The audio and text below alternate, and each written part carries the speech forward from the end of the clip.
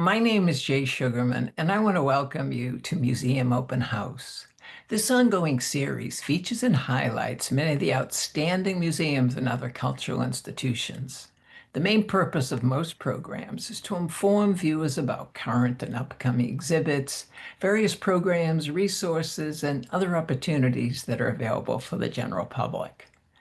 Today, via Zoom, we're fortunate to have as our guests two highly accomplished Concord-based artists, Christiane Corcelle and Jill Goldman-Callahan. They're here today to inform us about their joint exhibition entitled Joy and Peace, which will be on display at the Umbrella Arts Center up until December 17th. During the program, we'll find out why and how the exhibition came about. We'll go on a behind the scenes tour and in the process, come to better understand and appreciate both Christiane and Jill's artistry and how abstraction can translate the universal feelings of joy and peace into shape, texture, and color. Let's start by meeting Christiane and Jill and then hearing all about joy and peace. Welcome. So delighted you're both able to be here. Thank you. Kim. I had the wonderful opportunity a couple weeks ago to visit the exhibition, really admired both of your craftsmanship, your artistry, eager to find out more and have you inform viewers. But before we jump right to that, I think it would be of interest if each of you just very briefly share a little bit more about your background, perhaps artistic, professional interest. Christiane, would you please begin? Yes. My name is Christiane, and I'm a French American. And in France, I train as a landscape architect. Mm. And later on, I was always interested to do something with my hand, always crafting something, always building something. And when I do my painting, I build a painting because I work with a lot of layers. It's more a building. Yes. Now, very interesting you say that because I was, yeah, quite impressed finding out a little bit more as you explain and demonstrate at the exhibition. Jill, welcome. A little bit about your background, please. Thank you. I'm Jill Goldman-Callahan. I have a degree in fine art and I have a master's degree in art therapy. So a lot of my work is very meaningful to me, and it's symbolic, but it's secretly symbolic. And I've always been an artist. I was that kid who was pulled out of class to do special projects. And when I worked as an art therapist and an art teacher most of my life in the Wellesley Public Schools. And I always had a studio in my home, and I always worked at night in the kitchen and the studio, and all summer long made a lot of art. So I retired 5 years ago and got a studio at the Umbrella, and I've been very happy to just focus on my art. Terrific, terrific. Jill, can you share, please, what inspired the Joy and Peace exhibition and how did it evolve over time? I noticed that when people came into my studio during the open studio days, they'd kind of stop and they go, it feels so peaceful in here. And I started to realize that I was creating like a field of energy. I'd always meditate and do Qigong before I painted, and I realized this was really transfusing into my paintings. And I'd been on the gallery committee at the Umbrella, and we'd had a lot of very emotionally intense political shows that I thought were very important. But we did get feedback from the community that they wanted something really accessible and that brought them feelings of joy and peace. So I thought of Christiane immediately because I walk by her work every day in the hall, and it's very joyful. And I really like her layering process, and I think she's a great painter. And so I thought, I'll love to partner with you, Christiane. And we submitted a proposal and we were accepted. So it's very exciting Fabulous. just to focus on this theme. Terrific, terrific. Christiane, how would you say your and Jill's interpretations of the theme complement or contrast with each other? My painting are very bold and colorful, and Jill's painting is very quiet and peaceful. And it's just, they talk each other, it's like a contrast. joy and peace, colorful and not colorful. This is the way I see it. Yeah. Nice, nice. Jill, how is the exhibition laid out in the gallery?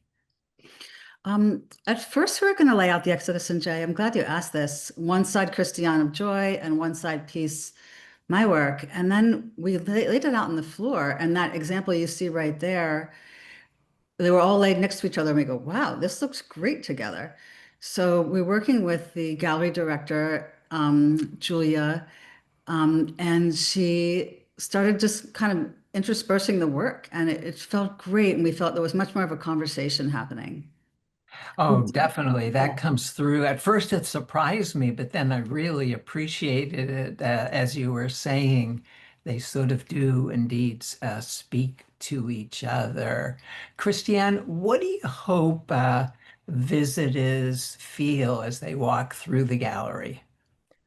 I just hope they will stop to run and just pause and look at painting and just look at the painting and at feeling, what the painting is going to tell them, if it's joyful or peaceful.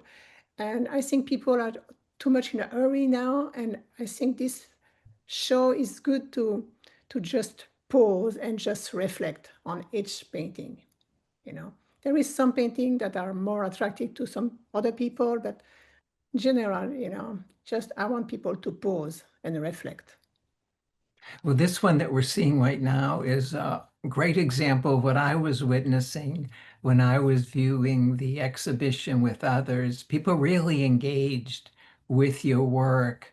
Unlike, sometimes you go to an exhibition and you move around rather quickly from one piece to another. But I noticed in particular, people were really taking the time to appreciate each of your pieces.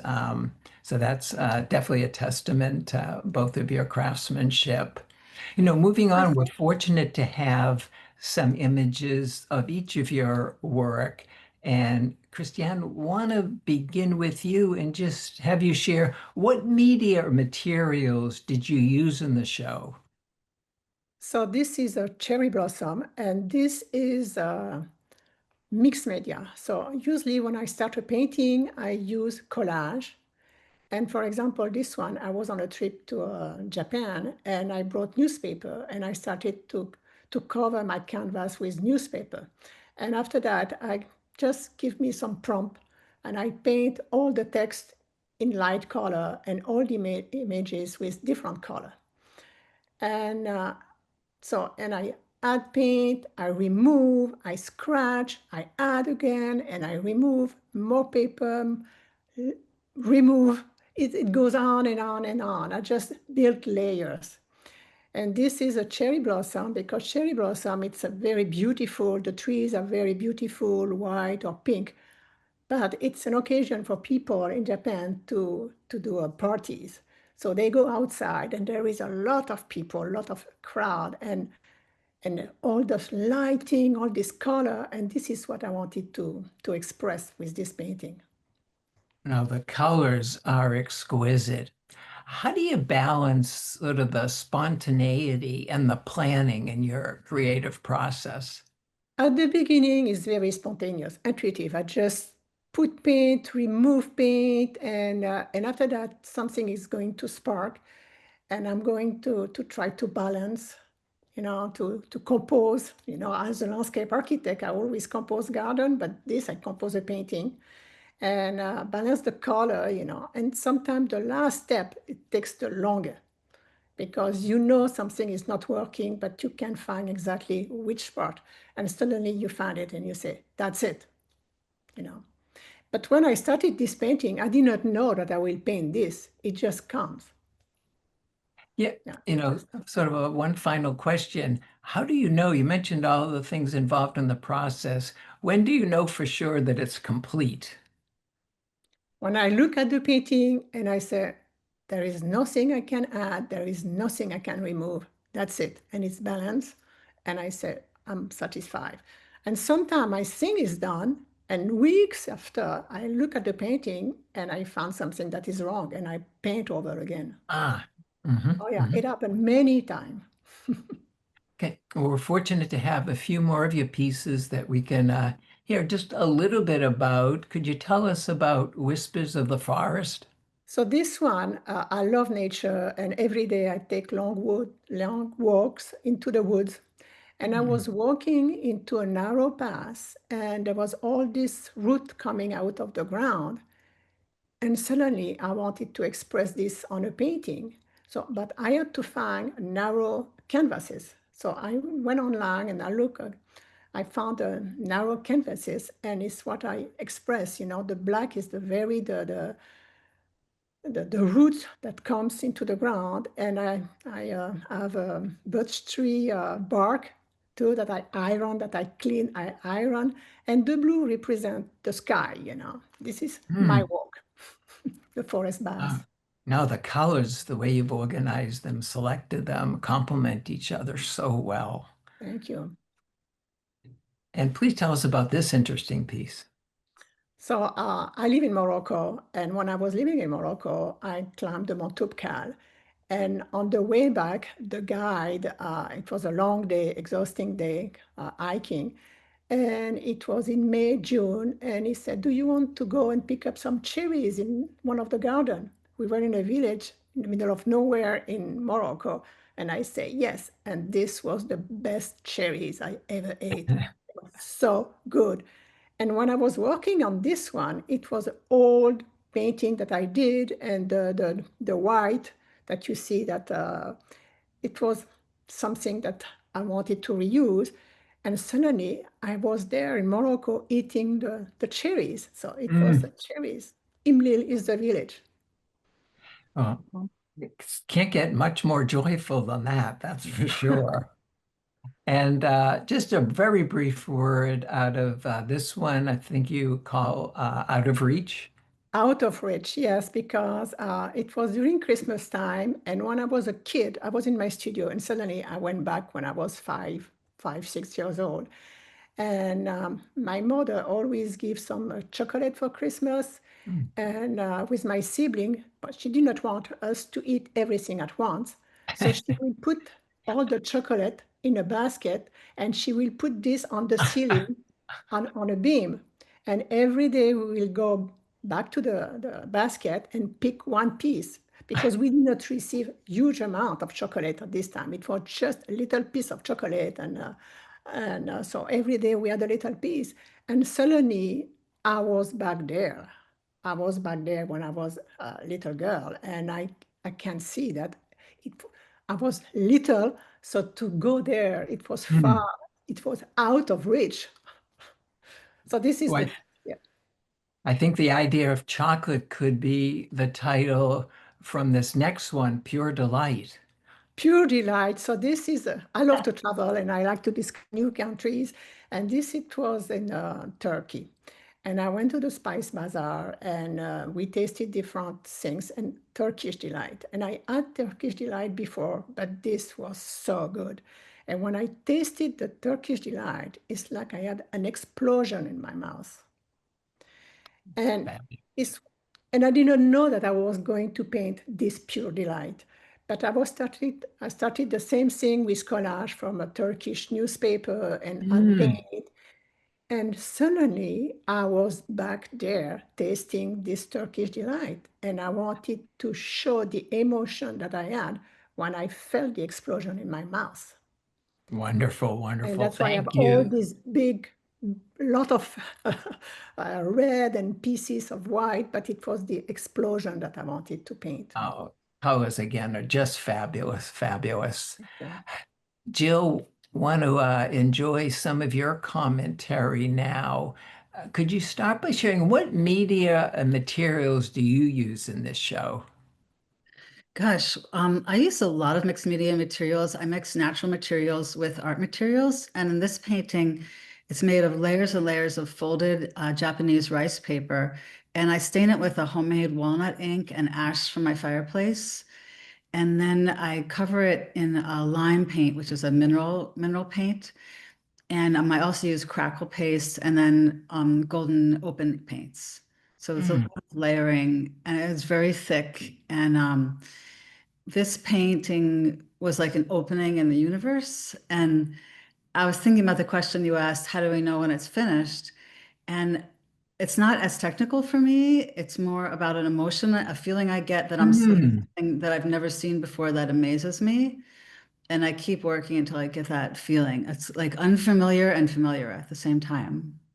Interesting. Could you share a little bit about the process you undergo when you create a new piece like this? The balance you might do between spontaneity and the planning that might go involved. It might be 75% spontaneity, 25% planning. Ah, And wow. yeah, I'll be working and working, and then I'll just totally change it. And I'll just get an idea. And I'm just like, oh, I want to make this arcing shape over it. And this was actually all going this way. And then I made that arcing shape over it. And it's very impulsive, like it was a jet black in the middle, and then I put silver paint over it, and then I poured jet black over it again and sprayed water on it and squeegeed it down. Mm. It's physically impulsive and visually impulsive. Like I'll change something on an impulse. And if I don't like it, I just do it again, and it just adds a lot of pentimento and layering. Fabulous, fabulous. Again, like Christiane, really came to appreciate the uh, effort you both put into the layering of your pieces. Really fascinating. This next one, Jill, Refuge. Yeah, this piece is called Refuge. I've been a Buddhist most of my life, and there's a saying I take refuge in the Buddha, the community, and the teachings. And I feel like refuge is a very important thing. Like, where do you find your peace? And I made this kind of box, and the box is made of a folded beautiful rice paper with leaves in it, but it was underpainted with orange. And then I covered it in beeswax. Mm, And so it feels like a real, like, safe, beautiful place. And then there's a structure on top. So this is a more architectural piece, but there's a lot of Venetian plaster in it and gold leaf. And I love this piece. I tend to work geometrically or organically, but not so much both in the same piece. mm. And again, heavy emphasis on spontaneity in creating this piece. Yeah, this piece changed so many times. And again, it's a piece I thought was finished, sat in my studio for 2 years, and then the whole Ah, top was new. And painted the blue in and painted over a lot of it and put the gold leaf and the plaster over a lot of it. So a lot of it goes. And I love those moments where I suddenly have an idea and I try it. And it's scary, when you do that, but it also feels wonderful, liberating. now, when you're sharing this, it sounds a lot like talking to different inventors, which artists are, of course, but inventors who try one iteration to make a product, say. Same notion that both of you bring to your artwork, which is just fascinating to hear about. Yeah, I always The work in a series. So I usually have about 20 pieces in a series, and each iteration changes. And then the series could look ah, totally different at the end than it did in the beginning. oh, interesting. And this next piece, Rejuvenate. Yeah, this is from my series called Float, and it's all floating objects that look sort of like UFOs or Hershey's Kiss. Mm. This is all organic shapes, and it's layers and layers and layers, maybe 10 layers of paper clay and Venetian plaster. And I kept painting over and over the shapes, and you can see some of the residue of other shapes that were there. And these are all about relationships, like people connecting or coming apart or touching each other and changing each other. And you can see where the two pieces touch, like on the left middle, the one turns gold and one turns darker green, and when the other one Oh, touches, yeah. it opens up Mm. the center. So how we affect each other. Nice, nice. And a few words about Vessel. Vessel it's from an iceberg series, but it kind of came to look really like a Mm. ship to me. And I really love this piece. It's just a lot of spontaneity. It's walnut ink sprayed with water and squeegeed down, and I love what happened. And then a lot of sand, and then torn paper and Venetian plaster on the bottom. And I am segmenting here different kinds of texture to create this form of this boat. And a ship is such a great metaphor for us for life, going through life on our ships. Mm, mm. Nice. Again, wonderful colors and the way you balance them. Yeah, I And really like soft color. Yeah. like to hear some commentary on Second Wind, please. Second Wind is from a seed series I've been doing about the Svalbard Seed Vault, where the world's seeds are stored in case of climate catastrophe. And I've been imagining what this vault looks like. And I was able to see a video. It doesn't look at all like my imagination. It's just like Home Depot boxes on IKEA shelves.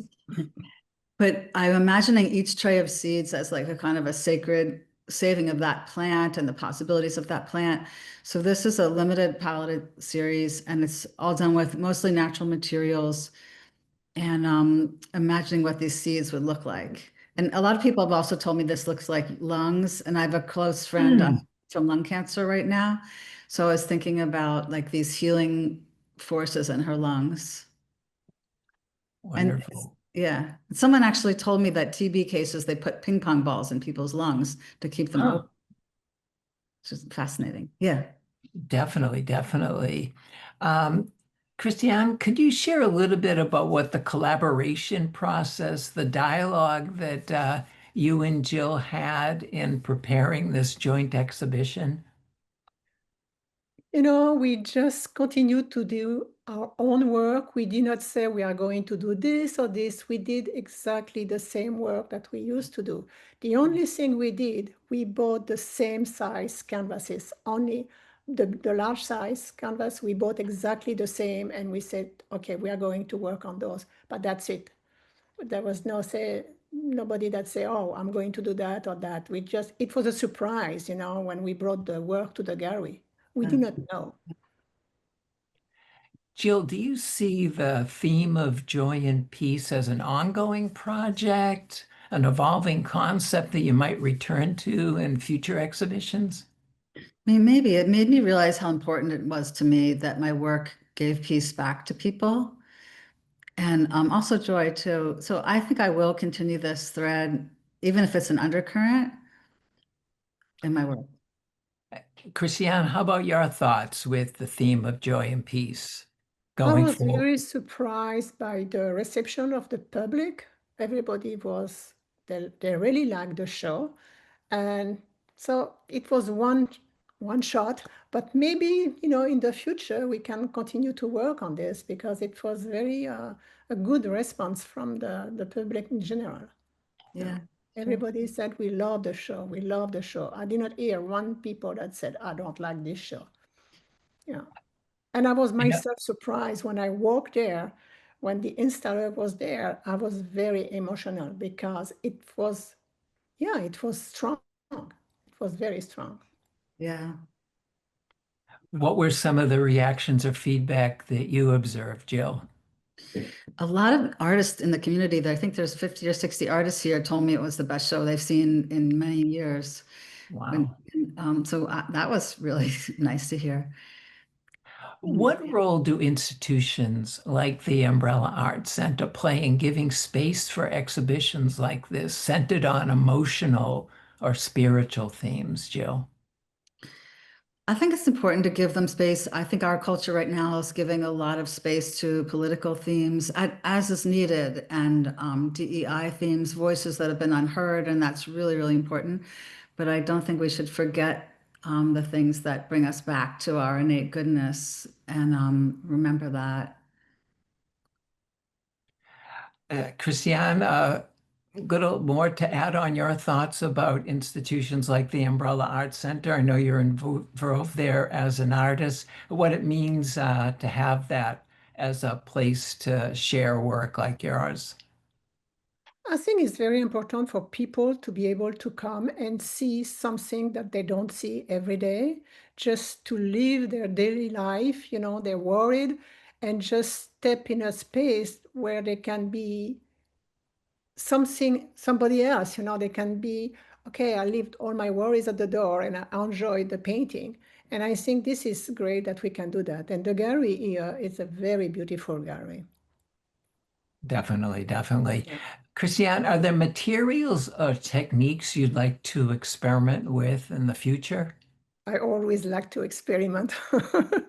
And I use a lot of, I started to use fabric in my painting, as a collage, but I would like maybe in the future to use a lot of fabric, only fabric on a painting, to paint with Hmm. fabric, instead of painting with paint or collage, just collage fabric. I don't know, maybe I'll try. But I'm curious, I like to try different things because I get bored easily to do the same thing.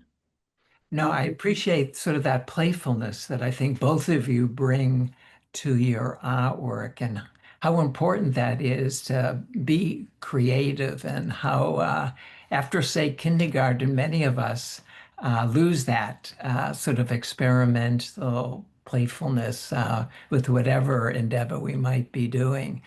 Jill, how about yourself going forward? Any materials or techniques that you think you might explore with?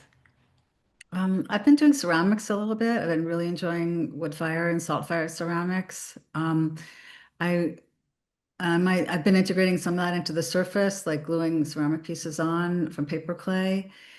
I love printmaking. There's a lot of things I've done in the past that I want to go back to. I love working on Yupo with handmade. I was grinding up rocks and mixing them in glue and coffee and floating it over the Yupo. I just love mineral pigments, the homemade ones. And so I like more time for that. Terrific, terrific. Christiane, how can viewers and others follow your work, perhaps get in touch? I have a website, christianecorcelleart.com, and I have an Instagram at Christiane Corcelle. And I have a Facebook, but I prefer Instagram. Terrific. We'll make sure to have those contact resources in the closing credits. Thank you very much. Good. Jill, yourself, how can people stay in touch or find out more about your work? They can find me on Instagram. I think it's J Goldman-Callahan Art and Jill Goldman-Callahan's hyphen studio.com, my website, or they can always contact me at the Umbrella too, through the Umbrella website. Terrific, terrific. Well, unfortunately, we've come to the end of the program. I want to thank both of you so much for being here, for sharing your artwork, all about how the exhibition came about, encourage viewers and others to make their way to the Umbrella Arts Center in general, but lots of time to view Joy and Peace exhibition until December 17th. And in closing, just want to wish you continued success with future endeavors. Thank Thank you very you. much. Thank you. Also want to thank those of you watching for joining us and hope you'll be able to tune in next time.